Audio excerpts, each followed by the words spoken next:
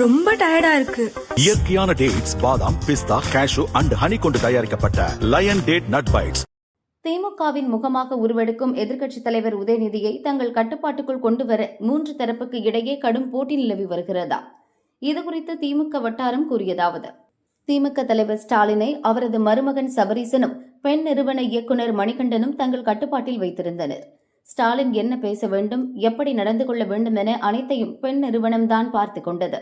ஆனால் முதலில் இருந்தே தனி ரூட்டில் சென்றதால் உதயநிதியை சபரீசன் ஆட்களால் தங்கள் கட்டுப்பாட்டுக்குள் கொண்டுவர முடியவில்லை.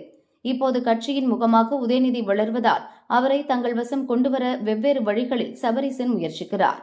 பெண் மணிகண்டனை உதயநிதிக்கு பிடிக்காது என்பதால் அந்த இடத்துக்கு பொருளாதார நிபுணர் ஜெயரஞ்சனை சபரீசன் கொண்டு வந்திருக்கிறார். அவர் மூலம் உதயநிதியை கட்டுப்பாட்டுக்குள் கொண்டுவர சபரீசன் வலை விரித்துள்ளார். உதயநிதி நண்பரான முன்னாள் அமைச்சர் மகேஷ் இந்த முறை தேர்தலில் தோற்று போய்விட்டார். அவருக்கு போட்டியாக இருக்கும் முன்னாள் அமைச்சர் நேரு எதிர்க்கட்சி துணைத் தலைவராகி உதயநிதிக்கு நெருக்கமாகி வருகிறார். ஏற்கனவே திருச்சியில் செல்வாக்கு இழந்த மகேஷ் கட்சியிலும் ஓரம் கட்டப்படுவோம் என்ற பயத்தில் இருக்கிறார்.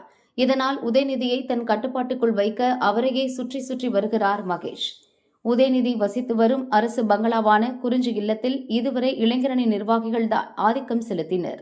இப்போது எல்லா நிர்வாகிகளையும் உதயநிதி சந்திப்பதால் இளைஞர் அணியினருக்கு முக்கியத்துவம் குறைந்து வருகிறது.